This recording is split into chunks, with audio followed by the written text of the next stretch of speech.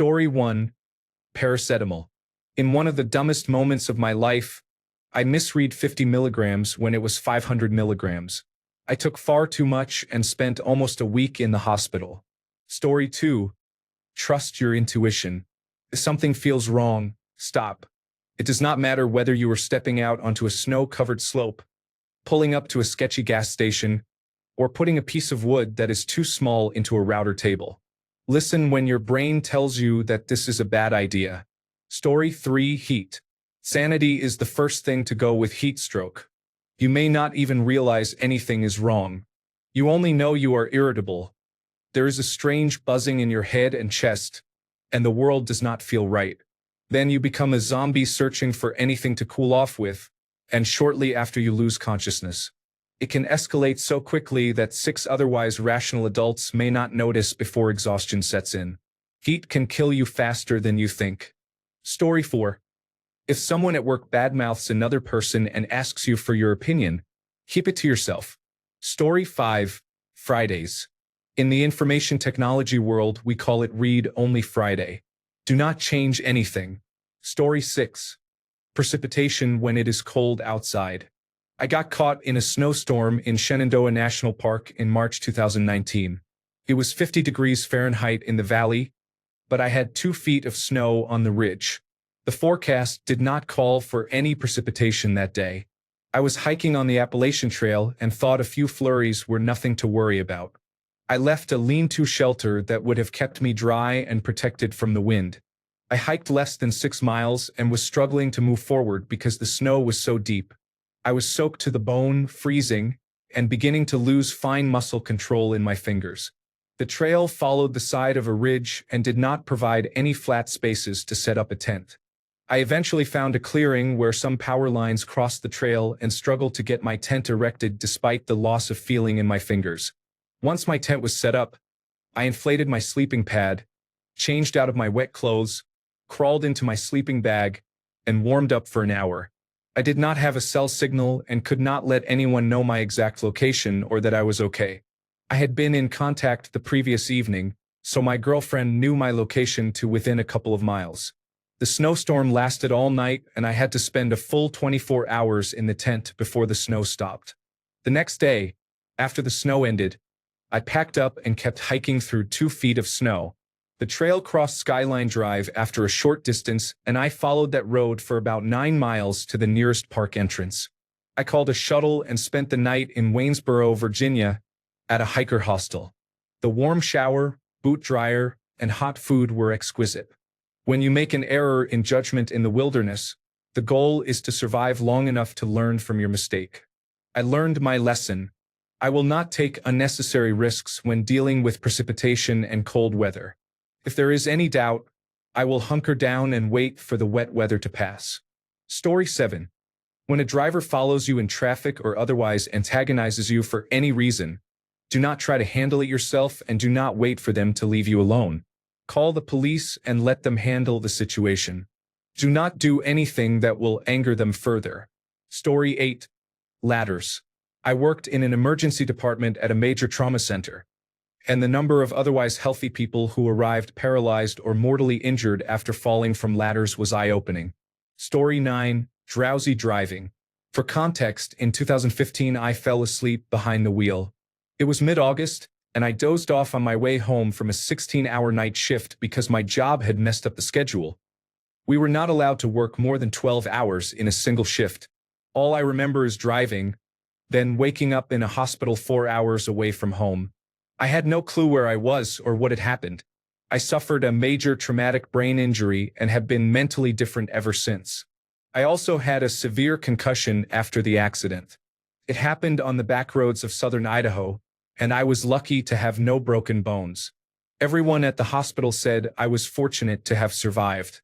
There were witnesses who saw the whole wreck, a couple of high school students on their lunch break. I read the police report and witness statements. According to them, my car rolled 6.5 times, ended up wheels up, and I was partially ejected, lying half in and half out of the car through the window. My seatbelt buckle had broken as the car came to rest. Story 10. My health has changed. As I get older, I rediscover all those old hurts. When I was 20, I hyperextended both elbows playing volleyball. 15 years later, my elbows started aching in the winter. My teeth are another concern. It falls under health, but not everyone thinks about the dentist when they think about health. If you are reading this, please floss. It's a small thing that can make a huge difference later. Trust me.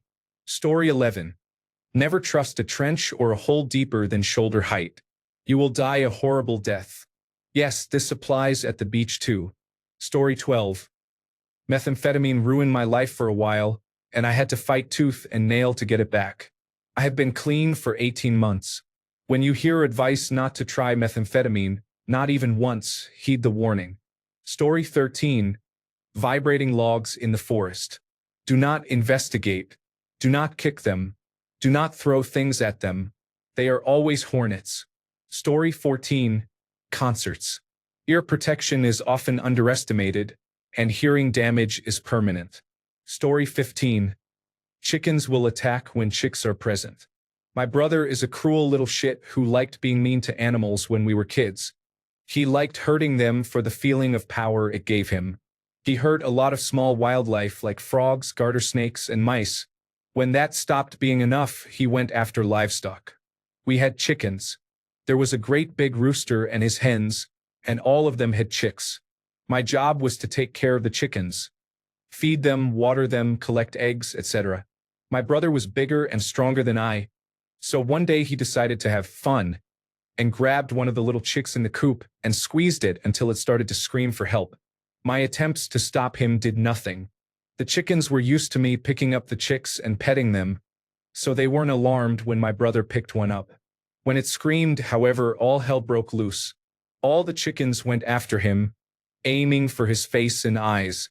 The rooster had spurs over an inch long and cut deep grooves in my brother's face, missing his eyes by millimeters. They swarmed him until he dropped the chick and ran out of the coop crying with blood on his face. He was 10 at the time and should have known better. Did he stop being mean to animals? No. Were the animals able to punish him when they could? Yes. Chickens are very much like the cuckoos in the Zelda games. If you hurt one, they will all swarm you. Note.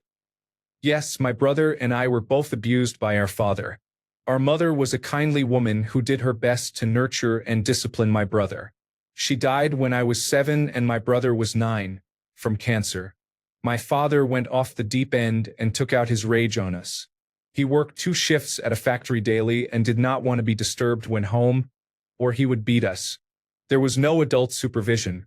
We were left to our own devices except for a weekend here and there when our maternal grandmother would have us.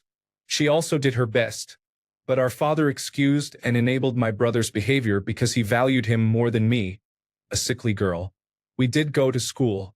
Child Protective Services was called a couple of times, and my father told everyone that I was a pathological liar, so nothing came of it. My brother most likely had a genetic flaw or some inherited mental health disorder that prevented him from feeling empathy. However, our father did not believe in mental health services, so my brother never got therapy or help. I fully believe he would have been a different person if he had had these services. Instead, he was isolated, abused, and enabled. It made him entitled and gave him the need to exert his will over everyone. If he wanted something, he simply took it, including my innocence. He grew up into a terrible adult. No, he didn't kill anyone. I don't believe he would kill because he likes to manipulate people, and you can't manipulate a dead person. He instead became a thief, a rapist, and fell deep into drug use. The last time I spoke to him was in 2013. I have fully cut him off and have not spoken to him since. Maybe he has changed in these 10 years, but I have no way of knowing. Once in a while, I scan obituaries looking for his name, but otherwise I have nothing to do with him. I acknowledge that he had a messed up beginning like I did. However, he willfully chose to hurt me and has never apologized or acknowledged what he did to me, even as an adult. I may have forgiven him if he had at least acknowledged what he did was wrong. But he believes he did nothing wrong. So for my health and safety, I chose to cut him out. I have diagnosed complex post-traumatic stress disorder that I will have for the rest of my life. However, I spent the last decade in therapy learning how to cope and live with what happened. Some days are better than others, but I am genuinely happy and in a safe place, several states away and surrounded by friends who have become my new loving family. So yes, I'm okay now. I don't fear him or my father coming after me because they are lazy cowards, and I'm too strong now to allow them to hurt me. If any of them contact me about giving up a kidney or a liver lobe, I will laugh in their faces and then get a restraining order. Story 16. Boulders covered with algae in mountain creeks are not water slides. Story 17. Waves. A newbie body surfer misjudged a 6-foot wave and nearly drowned. Story 18. Head injuries. I had one friend who got into a barroom scuffle. He got knocked down and hit his head on a tiled floor. He got back up and said, "That's it for tonight." He lived alone, and that was on a Friday night. When he did not show up for work on Monday and did not call in, that raised some eyebrows. When he did not show up on Tuesday, someone went out to his place and broke in after receiving no answer. He was found dead on the kitchen floor. The doctor suspected a brain bleed. Edit. It's only been a couple of hours since I posted this comment, and I don't regret saying it, but I'm sorry for having dredged up so many sad stories. Story 19. I grew up on a cattle farm. Cows can run faster than you think and hit you so hard that you fly out of your shoes. Story 20. Mental health. Take care of your emotional state, everyone. Do not let go of yourself. It is never too late to get help. Living in misery is not normal. Sometimes we just need a bit of help to get to a better place. Story 21. A commercial dishwasher has tape over the power button. I time traveled to the other side of the room. Story 22. The human resources frequent flyer does not care if you did nothing wrong. They will still make your work life unbearably annoying if you upset them. Story 23. Do not attempt to repair garage door springs yourself. Hire a professional. Story 24. Cat bites. I love cats, but I was bitten by one once. I spent 3 days in the hospital, and doctors considered amputating 2 of my fingers and possibly half of another finger. I received intensive intravenous antibiotics and recovered, but it was scary for a couple of days. Story 25. Stairs can be very dangerous. Use guardrails. My 68-year-old father lives on the 3rd floor of an apartment building, and I am terrified he will fall. I have fallen down my stairs, and my husband fell while carrying our newborn. Do not take stairs lightly. Story 26. Being careless in the shower. A few years ago, I was showering and forgot a new bottle of conditioner sitting on the countertop. In a rush to get out because I did not like the cold air, I slipped on some shampoo residue and slammed my ribs against the porcelain tub. The wind was completely knocked out of me, but I managed to crawl out of the shower to reach my phone, genuinely thinking I would have to call an ambulance to take me to the hospital. Thankfully, that was not necessary. I lay down and caught my breath, but I had pretty bad rib pain for at least a month afterward and only a tiny bruise to show for it. After that experience, I could absolutely see how falling in the shower can kill a person. Now I do not rush when exiting the shower, and I always bring my phone into the bathroom because that naked, wet crawl on the floor to retrieve it was humiliating, and I would rather not go through it again. Story 27. Bed bugs. You can't treat those motherfuckers by yourself. You need a professional to treat that shit. Story 28. Nap time. I teach swim lessons, so I am often with toddlers and preschoolers. One of the first questions I now ask when arranging a meeting time is whether the child still naps. If so, I avoid that time and the 30 minutes before and after it. Trust me. Story 29. Former high school wrestlers who brag about how good they were usually wrestled for 4 years. They can look very old or out of shape, but as soon as you start messing with them, you can end up on your back and incapacitated. If you see a cauliflower ear, step away. Story 30. Have you ever slid down a staircase on a pillow or a mattress? 10-year-old me thought going down headfirst inside a sleeping bag was a great way to get a rush. Turns out going into shock is not fun. Story 31. Medical screening. Get a mammogram annually and a colonoscopy on the recommended schedule. I missed my 2016 mammogram. In 2017 I was fine, but in 2018 I was diagnosed with breast cancer. Had I missed my 2018 mammogram instead of the 2016 one, I would likely be dead now. Story 32. Only take student loans you need. Do not adopt the "I will pay this later" attitude. It will come back to bite you, and lenders are relentless. No one teaches a 17 or 18-year-old about student loans and long-term consequences. Story 33. Excessive heat. If the temperature is above 90 degrees Fahrenheit, keep me inside. Story 34. Avoid any food that tastes slightly off at the first bite. No matter how good it looks or tastes, food poisoning is not worth the risk. Story 35.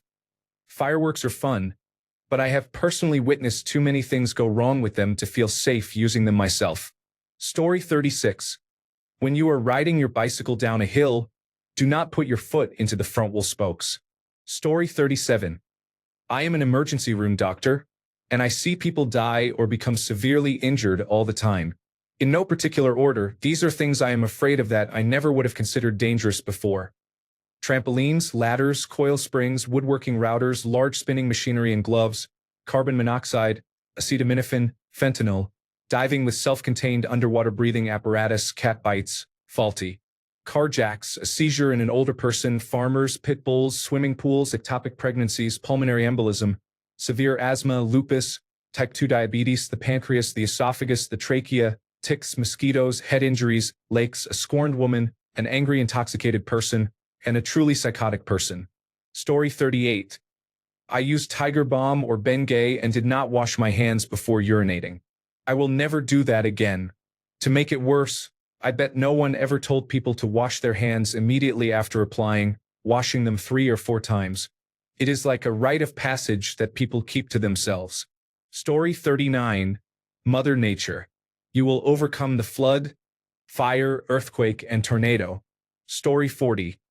The sea in a storm, a night with no moon, and the anger of a gentleman. Story 41. I was a venue manager during the Edinburgh Fringe. A company had a number of unusual props for an Edgar Allan Poe-themed show. One of these turned out to be a glass Victorian dildo. One night, a drunken audience member knocked it over and it shattered. After the show, as I went to clean it up, I overheard a performer on the phone with the fire brigade saying it contained mercury. The company had not included this information in their risk assessments. The fire brigade arrived, inspected it, and said that it was not mercury and that they would have to call in the biohazard team because it appeared to be an old foreign chemical that they could not safely identify. The show had finished at 11:55 p.m. I could not leave until 3 a.m. We never found out what the mysterious fluid was. Story 42. I almost drowned in a diving accident involving a self-contained underwater breathing apparatus in 2010, but thanks to my husband's quick thinking and appropriate actions when he was right there with me, I survived to type this comment today. Story 43. Male lions. I hand-fed a male lion, and my God, they are huge. I can reach close to 8 feet on tiptoes with my arm in the air, and this animal easily stood up to take the food. He did not roar. It was a vocalization, a sort of chuffing noise, and it hit me in the chest and turned my insides to water. I had blown my ears out at Slayer gigs for decades, but this 37-stone animal, about 518 pounds, simply talking to me hit me harder than any riff I had ever heard. I had the female lions lick blood off my hand. Their tongues were like human biceps with sandpaper. That day changed me. I have never felt more fragile and insignificant. Story 44. A moose. I've seen 2 in the wild, and I've seen the aftermath of a few crashes involving them. Give animals their space. We tend to forget the power they hold until it's too late. Story 45. Copperheads are all over my yard. Fortunately, I have not been bitten, but I had a very close 6-inch encounter last summer. The snake moved away rather than bite, which is why I was not bitten. You cannot see these snakes. Looking at pictures, you might think you would notice one on the ground in front of you, but you would not. That 6-inch close call happened after I had inspected the area closely before pulling weeds. I still could not see it. It was right there. This snake freezes when threatened, which is another problem. I almost stepped on one twice. Once, in the middle of the day, I was walking in dried grass and looked to my left. There was a large copperhead. I could not see it until I was about 3 feet away. It was in the open, curled up, and I only spotted it at close range. Now I wear snake boots in my yard because sooner or later I will step on one. They tend to bite the ankle, foot, or lower leg, so I use thick boots for protection. Story 46. I drank lighter fluid as a toddler. I took a big swig when my parents were not looking. I was told I flatlined twice. I am not going to try that again. Story 47. Addicts. I say this with love. Yes, it is a disease. I will no longer invite new addicts into my life. I have had my fill of them, and if I can save myself a little pain and heartache, I will. Story 48. Chemicals. I mean substances like acetone and other solvents. I have worked with several.